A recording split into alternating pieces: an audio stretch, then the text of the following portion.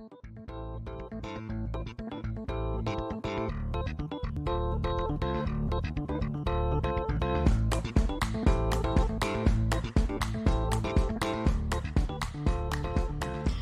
écoutez ACAM, le podcast en duo, made in Luxembourg, léger qui picote et donne envie de changer.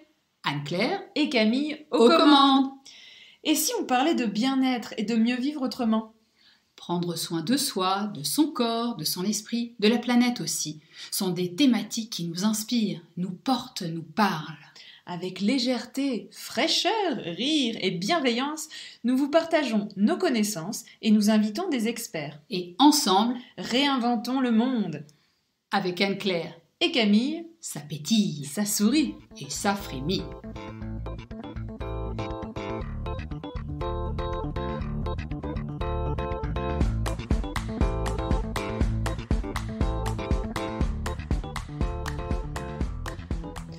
Alors bienvenue à tous, nous allons aujourd'hui continuer notre podcast sur le thème de l'apprentissage et nous allons interviewer Liette qui est professeure au Luxembourg de luxembourgeois et donc je vais lui laisser la parole.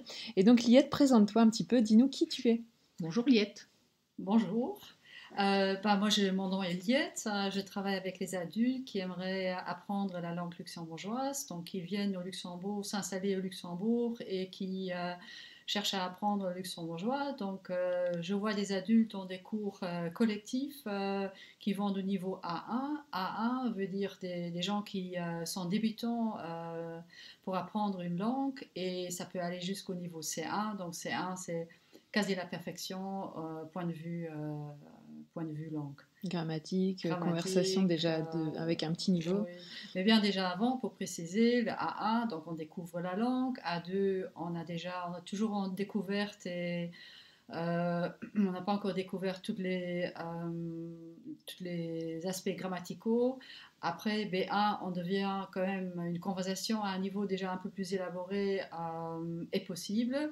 Et B2, on perfectionne, on revoit les thèmes grammaticaux, mais on perfectionne. C1, on est vraiment fluent et on peut parler de la même façon qu'une personne de langue maternelle luxembourgeois. Et alors, pourquoi avoir choisi justement d'enseigner le luxembourgeois à des étrangers ? Mais moi, j'ai un parcours un peu différent où je suis orthophoniste de métier, donc j'ai fait des études de logopédie en Belgique. Après, j'ai travaillé pendant très longtemps dans le métier d'orthophonie. J'ai travaillé avec des adultes, des enfants. Bon, c'est pas évidemment en tant qu'orthophoniste, on voit des pathologies. En tant que professeur de langue luxembourgeoise, on a des gens qui apprennent une langue. Mais les deux métiers en commun, c'est quand même la langue. Et moi, j'aime bien. Après, il y a quelques années, il y a 6 ans à peu près, j'ai fait une formation pour devenir formatrice de la langue luxembourgeoise à l'université ici au Luxembourg. Et moi, j'aime bien travailler avec des groupes, j'aime bien la dynamique du groupe. Et je trouvais, c'est intéressant, moi ce qui m'intéresse c'est aussi comment les gens apprennent une langue, comment ils découvrent la grammaire. Moi j'aime tous les aspects de la langue, c'est pour ça que j'aime aussi bien enseigner à niveau A1 qu'à niveau C1 parce que ça permet de promouvoir ta langue et ta culture en même temps. Oui, voilà, donc il y a de tout. Et c'est très intéressant de travailler avec des adultes parce que les adultes sont motivés, ils ont tout à fait une autre approche que les enfants. Mais, on les force pas à être là. On les force généralement. On les force pas à être là, mais par contre, c'est quand même plus difficile pour nous, Camille, qui avons aussi suivi des cours de luxembourgeois. Je trouve qu'en tant qu'adulte, c'est plus difficile de s'imprégner d'une langue parce qu'on a déjà plein de barrières. Et puis on a envie tout de suite de pouvoir converser avec l'autre. L'enfant, il est peut-être plus dans la découverte et moins dans cette envie de perfectionnement. Bon, c'est aussi probablement lié au pays duquel on vient, en France, où on a appris les langues d'une manière un petit peu rigide. Oui, ou alors les enfants n'ont pas forcément cette peur de faire une erreur, alors que en tant qu'adulte, on aimerait bien parler tout de suite correctement. Et alors j'ai une petite question, qu'est-ce que enseigner une langue étrangère a de spécifique comparé à un autre type d'enseignement ? Mais une langue étrangère, apprendre une langue étrangère, c'est aussi, justement, comme c'est une langue qu'on ne connaît pas, un sujet maintenant qu'on apprend, on a quand même tout de suite accès à l'information, comme on comprend la langue dans laquelle on veut maintenant apprendre le sujet. Par contre, la langue, pour moi, on commence à zéro. Et n'importe quel niveau, les gens, n'importe quelle origine ils ont, au début, ils sont tous un peu dans le même bateau. Et tout le monde commence à zéro et apprend quelque chose qu'on ne connaît pas du tout. Bon, c'est aussi le cas pour d'autres sujets, mais ici, je trouve quand même, parce que l'information, on la reçoit par la langue, et comme ici, la langue, elle n'est pas là, parce qu'il faut l'apprendre. Et aussi, j'évite quand même dans les cours de parler constamment anglais ou français, parce que sinon, ça fait trop de pêle-mêle au niveau des langues. C'est vrai qu'au Luxembourg, surtout, tu peux avoir je sais pas, différentes nationalités, français, espagnol, de toutes les nationalités, de toutes les langues maternelles, en fait. Donc, c'est compliqué de prendre une langue unique pour parler. Autant directement mettre les gens dans le bain et parler luxembourgeois tout le long du cours, en fait, finalement. Sauf peut-être pour des petites explications, mais... Oui, c'est inévitable. Évidemment, on donne en général, les formateurs, ou moi je donne les traductions en anglais et en français, mais c'est vraiment pas bien de parler constamment l'une ou l'autre langue, parce que sinon les étudiants vont jamais s'habituer à la nouvelle langue, au luxembourgeois qui désire d'apprendre. Tout à fait. Alors justement, on parlait des différentes nationalités qui se rencontrent dans les cours que tu proposes et que nous on a pu vivre aussi de l'autre côté de la barrière. Qu'est-ce que apprendre une langue, en tout cas pour moi ça reflète aussi intégrer et comprendre mieux les gens chez qui, ou le pays dans lequel on vient d'arriver, où on réside, parce que je ne sais pas si tu partages ça, mais pour moi la langue reflète aussi le système de pensée des gens qui parlent cette langue-là, en sachant que ici vous êtes les luxembourgeois natifs, en tout cas depuis toujours habitués à jongler entre plusieurs langues, ce qui n'est pas forcément le cas des gens qui arrivent sur le sol ici. Donc c'est peut-être une relation différente que vous avez à la langue, mais moi j'ai quand même l'impression qu'on a un peu des façons de penser qui s'expriment à travers la façon dont on parle et dont on évoque les choses simplement. Oui, les luxembourgeois parlent ici dans le pays à 3 langues officielles, mais quand même, et ça c'est peut-être un peu difficile de comprendre quand on arrive au Luxembourg, il y a quand même une langue de cœur, et ça c'est la langue luxembourgeoise. Même si les luxembourgeois parlent tous français et allemand, parce qu'on l'a appris à l'école, et depuis quelques années, l'anglais devient très dominant, surtout au centre du pays. Donc c'est pour ça c'est important, c'est vraiment un point très important pour moi, si on cherche l'intégration, d'apprendre le luxembourgeois, parce qu'on entend, le luxembourgeois parle français et parle allemand et parle luxembourgeois, mais quand même la pensée interne, on sait la transmettre beaucoup mieux dans le luxembourgeois. Et c'est pour ça, par exemple, le luxembourgeois a été longtemps administré par des forces étrangères, par d'autres nations. Et donc, le luxembourgeois était une langue très jeune et qui est surtout une langue parlée à la base. Pour maintenant, avec les réformes de l'orthographie, avec la littérature qui existe, ça devient de plus en plus, elle s'émancipe au niveau de l'écrit également. Mais à la base, la langue luxembourgeoise est une langue parlée. Donc, c'est une langue aussi assez pragmatique. Et quand le luxembourgeois parle, je pense qu'il a aussi une façon assez pragmatique et claire pour s'exprimer. Et on perçoit mieux les messages quand on entend, ou on perçoit mieux le message quand on entend communiquer quelqu'un dans sa langue maternelle. Je pense qu'effectivement c'est pareil pour tout le monde, même si tu maîtrises vraiment bien une langue, ta langue maternelle c'est toujours ta langue de cœur avec laquelle tu peux t'exprimer au mieux. Oui, et puis le luxembourgeois a quand même, on disait juste avant de commencer, cette flexibilité intellectuelle que peu de langues ont, qui acceptent, probablement parce que vous avez été, comme tu l'as bien dit, administré par des forces diverses et variées, que la langue luxembourgeoise est quand même imprégnée de français, d'allemand et d'autres courants d'anglais maintenant. Ça fait un joli melting pot pour un étranger en tout cas, et je dirais que c'est une langue qui semble moins à l'approche rigide que d'autres, parce que enfin, c'est peut-être une impression, tu vas me dire ce que tu en penses, mais que cette ouverture liée à tous ces gens qui sont venus sur le sol vous permet d'accepter que l'autre se trompe, dise un mot dans sa propre langue et continue en luxembourgeois. Du coup, ça donne quand même une richesse à la langue, même si elle était au départ uniquement orale et qu'elle s'est écrite au fur et à mesure. Et je trouve une façon particulière et intéressante d'entrer en contact avec l'autre. C'est aussi un des arguments que j'utilise toujours pendant mes cours, d'encourager les gens de parler luxembourgeois avec des luxembourgeois et de ne pas avoir peur. Je dis parce que les luxembourgeois sont très tolérants par rapport aux erreurs. Comme nous, on fait des erreurs dans toutes les langues. On fait des erreurs dans toutes les langues qu'on a appris à l'école et on est content parce qu'on sait très bien aussi que le luxembourgeois est une langue, on peut vivre au Luxembourg sans parler luxembourgeois, ce qui est peut-être un avantage, mais qui peut aussi être un problème, pas uniquement pour les luxembourgeois, mais également pour les étrangers qui aimeraient apprendre la langue, parce que les occasions pour pouvoir parler luxembourgeois se font assez rares. C'est quelque chose que j'entends assez fréquemment. C'est pour ça, moi, je dis toujours à mes étudiants vraiment de saisir toutes les occasions, comme ne pas avoir peur, comme le luxembourgeois est assez tolérant par rapport à... Et comme tu as dit tout à l'heure, qu'on a cette flexibilité.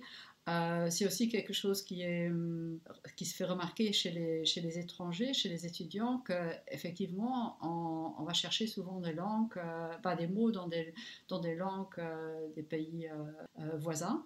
Mais bon, moi, ça me paraît un peu normal, comme j'ai grandi dans le pays et j'ai appris le français et allemand et l'anglais à l'école. Donc, c'est forcément quelque chose qu'on intègre facilement, des expressions ou des mots dans le luxembourgeois. Évidemment, ça dépend il y a des gens où c'est plus fréquent, il y a des régions du pays où c'est plus fréquent que dans d'autres. D'accord. Et quelles sont pour toi les particularités de la langue luxembourgeoise, comment les étrangers en fait que tu rencontres, ils l'approchent cette langue? Est-ce que tu as remarqué, peut-être selon les cultures, selon le pays d'origine, est-ce qu'il y a une manière d'entrer en relation avec cette nouvelle langue? Et est-ce que c'est plus facile peut-être pour certaines nationalités de parler luxembourgeois, mis à part les Allemands, mais que pour d'autres? Oui, mais tu viens de parler des Allemands. Les Allemands, évidemment, ont un gros avantage, c'est que, au point de vue compréhension, comme l'allemand et le luxembourgeois est assez proche, ils ont plus facile à comprendre le luxembourgeois que peut-être quelqu'un qui a une langue maternelle d'origine latine. Par contre, ce qui est vraiment pas évident pour les personnes, pour les Allemands et aussi les personnes qui parlent fluemment l'allemand, de faire la différence entre les deux langues. C'est Donc, vrai. comme c'est un gros avantage point de vue compréhension, mais pour s'exprimer, on a vraiment... On a vite fait de mettre un petit mot allemand. Oui, voilà, on confond vite, comme parfois la seule différence est la voyelle, et on mélange assez facilement les deux langues. C'est quelque chose que j'entends aussi. Au début, les gens, quand les gens me posent des questions par rapport au cours, je parle pas l'allemand, est-ce que c'est un problème pour apprendre le luxembourgeois? Je dis non, peut-être le démarrage est plus difficile pour quelqu'un qui parle pas du tout l'allemand. Par contre, ça peut être après, je pense, parce qu'il connaît pas l'allemand, du coup, il va pas mélanger le luxembourgeois. Il va pas être tenté finalement de... Voilà, il apprend la langue... comme tu l'enseignes, voilà. Directement du livre.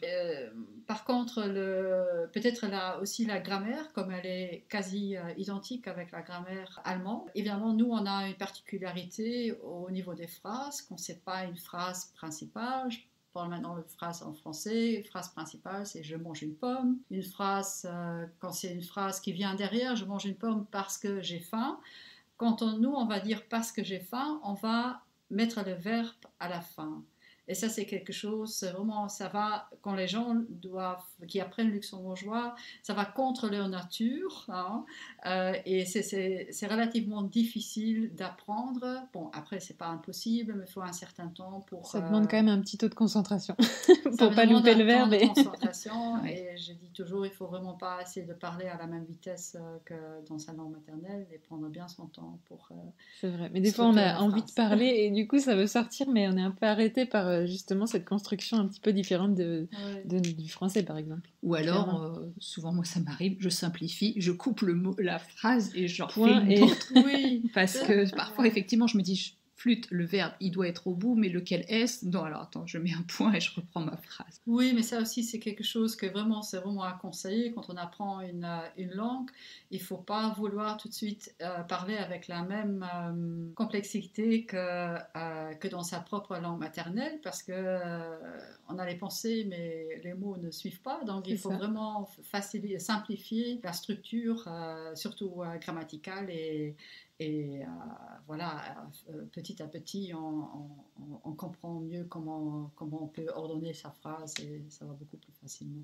Alors, est-ce que cette gymnastique du cerveau, finalement, à travers l'apprentissage d'une langue, est intéressante pour notre esprit? Est-ce que ça va pouvoir satisfaire, être bénéfique pour notre bien-être d'une manière générale aussi d'apprendre plusieurs langues?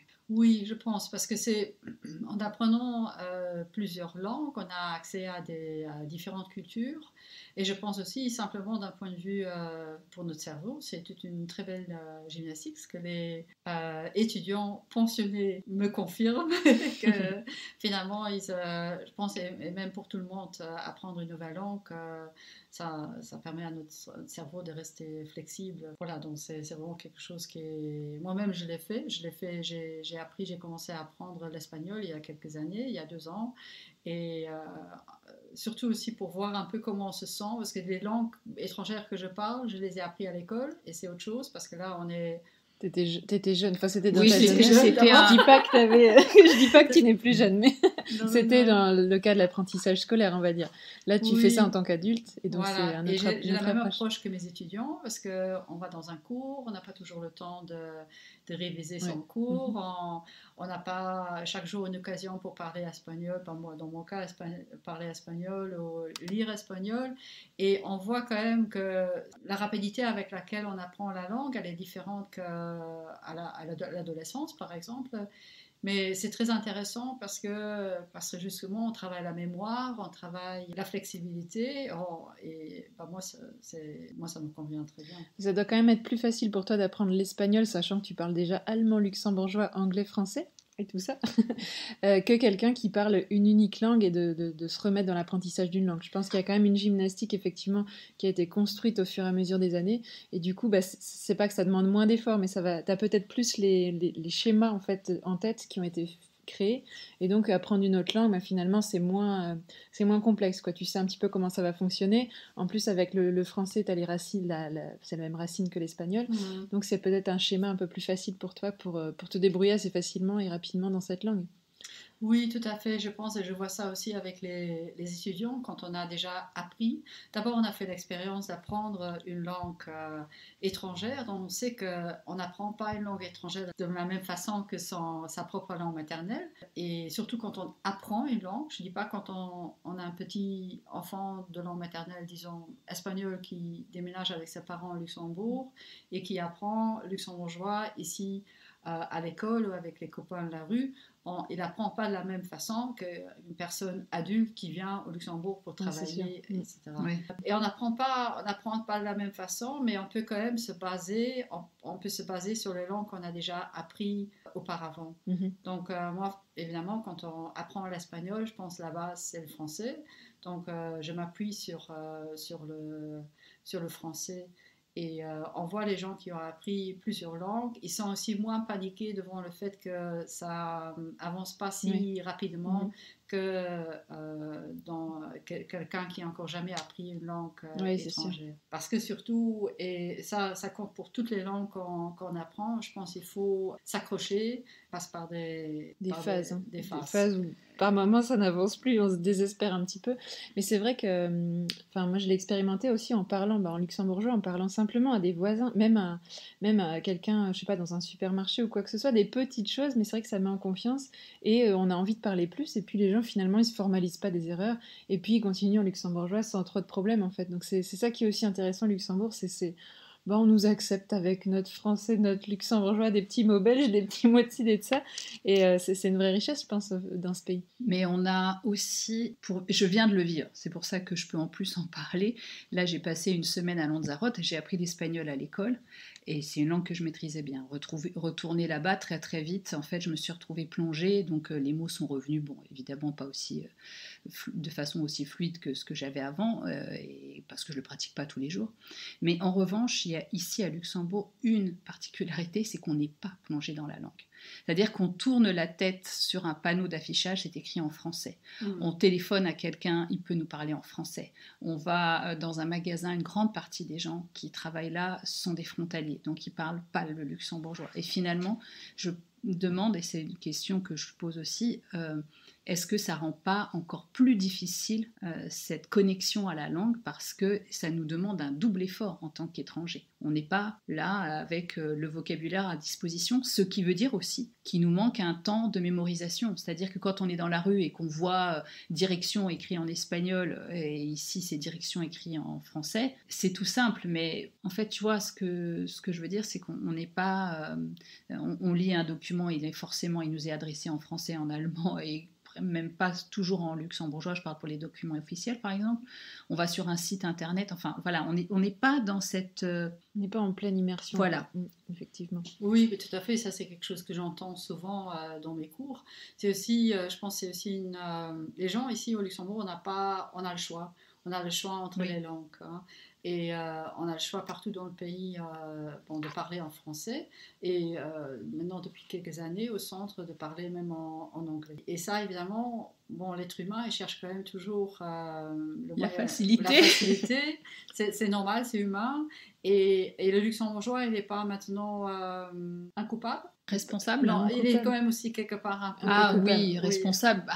Oui, non, on ne peut pas lui en vouloir. Non, on ne peut pas lui en vouloir, mais aussi, c'est vrai, le luxembourgeois aussi va facilement switcher de langue. C'est vrai que quand il manque un mot, souvent, hop, la personne en face va reparler français parce qu'il sent qu'en face, il n'y a pas forcément le vocabulaire ou quoi, et donc c'est plus facile. Mais c'est vrai que c'est en se confrontant un peu à parler la langue au quotidien qu'on va aussi pouvoir pratiquer et améliorer sa langue étrangère. Moi, je dis toujours à mes étudiants, c'est pas par méchanceté ou parce qu'il n'a pas envie de vous écouter parler à luxembourgeois, mais c'est simplement parce que les luxembourgeois ne se rendent pas toujours compte aussi que c'est dans le but d'apprendre la langue. Ils veulent maintenant arranger ou faciliter la vie, et donc du coup ils continuent à... C'est peut-être à nous aussi qui sommes apprenants à dire clairement, je voudrais parler luxembourgeois. Oui, ça m'arrive moi souvent de dire, non, attendez, il faut que je pratique, donc laissez-moi aller jusqu'au bout de ma phrase. Voilà, justement, il faut insister, et après ça c'est bon aussi, ils ont compris, ils vont continuer à parler luxembourgeois, mais c'est vrai, c'est un problème. Donc du coup, il y a depuis les dernières années, il y a beaucoup d'initiatives comme les cafés des langues qui sont organisés justement pour donner des occasions aux gens de pouvoir pratiquer la langue. C'est ça. Et c'est vrai que ma mère, chaque fois qu'elle vient me voir, elle me dit « Ah, mais j'oublie toujours qu'on n'est pas en France » parce que c'est tellement proche et les gens parlent tous français que quand je parle à un voisin ou quoi, elle se dit toujours « Ah oui, c'est vrai, il y a une autre langue dans ce pays ». C'est assez rigolo cette remarque à chaque fois qu'elle me fait, mais c'est vrai qu'on peut presque l'oublier si on reste avec des gens qui parlent que français, des amis français. Enfin, c'est vrai qu'on oublie presque qu'on n'est pas dans son pays finalement. C'est vrai. Et justement, tout à l'heure, on parlait de Liette, tu évoquais la langue de cœur. Est-ce que le fait de cultiver ce luxembourgeois ici permet pas justement de créer une sorte de communauté, même entre ceux dont tu parlais aussi, tous ces étrangers qui arrivent et qui n'ont pas forcément une langue en commun, puisqu'ils viennent d'Afrique, d'Amérique, de l'Europe entière, de l'Est, etc. Donc finalement, on n'a pas une langue véhiculaire. Et est-ce que ça n'a pas comme intérêt aussi de permettre l'inclusion d'apprendre le luxembourgeois ? Oui, justement, parce que j'étais déjà face à une situation, par exemple, une étudiante chinoise qui parlait chinois et luxembourgeois. Waouh. Et donc, du coup, on était tous ensemble au restaurant, et mes étudiants qui étaient assis autour de la même table, qui parlaient tous anglais et français, ils n'avaient pas trop le choix, donc ils devaient continuer la conversation en luxembourgeois, parce que justement, là, la seule langue commune...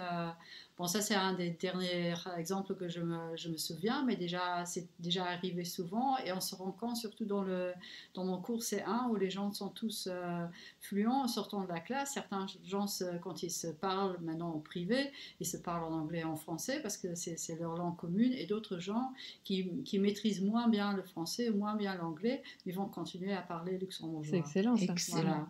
Voilà. Donc, ça, je comprends tout à fait. Donc, ça, c'est vraiment une langue commune également entre les gens étrangers qui n'ont pas d'autres langues communes. Oui, c'est une vraie richesse, cette langue. Et donc, du coup, pour conclure, qu'est-ce que tu pourrais nous dire? Est-ce que tu as peut-être une expérience à nous proposer, à proposer à nos auditeurs? Est-ce que tu aurais envie de partager quelque chose qui te vient en tête à propos du luxembourgeois et de la langue donc, que tu enseignes? Mais récemment, on a beaucoup, et ça a été beaucoup évoqué dans mes cours, on a beaucoup parlé de la série que tout le monde connaît, Capitani. Donc ça, c'est quelque chose, bon, évidemment, c'est pas pour les débutants, donc c'est pas quelque chose qu'on peut regarder quand on vient juste entamer l'apprentissage de la langue, mais justement parce qu'il y a, disons, pas comparé aux autres pays, pas tant de films, pas tant de séries, pas tant de livres, etc. Pour apprendre la langue et pour vraiment l'entendre aussi à un niveau normal, donc pas seulement être dans un cours et apprendre à une prof qui parle lentement et qui fait un effort et qui articule bien. On voit que tu sais de quoi tu parles. Et nous aussi. Et donc, Capitani, je sais que tous les étudiants, ils attendaient maintenant vraiment la suite de la série Capitani, et donc ils essayent vraiment, et c'est pas évident pour eux de comprendre quand même, parce que tous les acteurs ne sont pas des profs, et donc du coup ils vont parler naturellement, et moi j'ai commencé de regarder Capitani, et ce qui m'a surtout frappé au niveau de la deuxième série, c'est aussi ce melting pot de langue, parce que on parle français, on parle anglais, on parle luxembourgeois dans la série et dans les épisodes, et c'est super intéressant parce que ça représente vraiment le Luxembourg. C'est pas uniquement une langue, c'est plusieurs langues, et c'est quelque chose que je conseille surtout aux gens qui ont déjà un petit peu de bagage au niveau de la langue. Oui, et puis pour l'écouter simplement, même si on comprend pas tout, quelque part se faire l'oreille, c'est important aussi. Et là, c'est une manière ludique et sympathique. En plus, ça dure pas très longtemps les épisodes.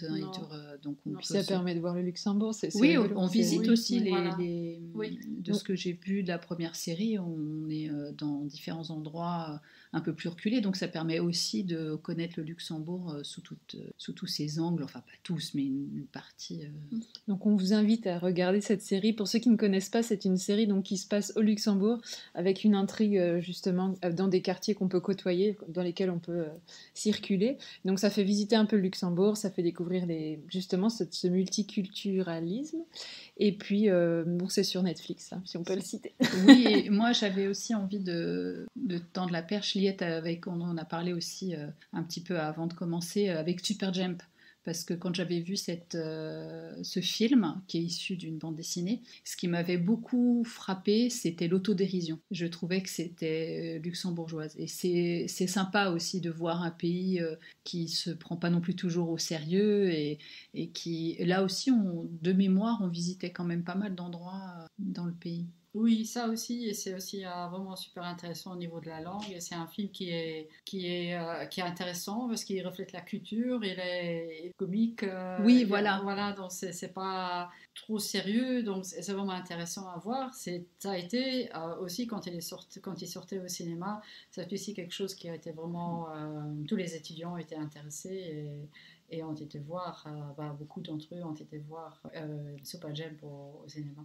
C'était une belle... Oui, ça a été un beau succès, je crois, même à l'international. Et même encore par après, certains se sont essayé d'avoir le film juste pour se préparer au fameux Sprachentest, pour améliorer la compréhension. Mais on mettra en détail de ce podcast les références des deux séries et films qu'on a évoqués maintenant. Merci beaucoup Liette pour cet échange. Donc on était vraiment ravis de pouvoir t'interviewer pour ce sujet qui est l'apprentissage avec toute cette facette de la langue luxembourgeoise. Donc c'était vraiment très très riche. On a pu découvrir des petites pépites avec des films, des séries, etc. Donc vraiment encore merci de nous avoir reçus. Et puis on vous souhaite une belle écoute. Vilmos, merci Liette. Ganz gern geschehen. Allez, bonne journée à tous et Adi. Adi, à bientôt.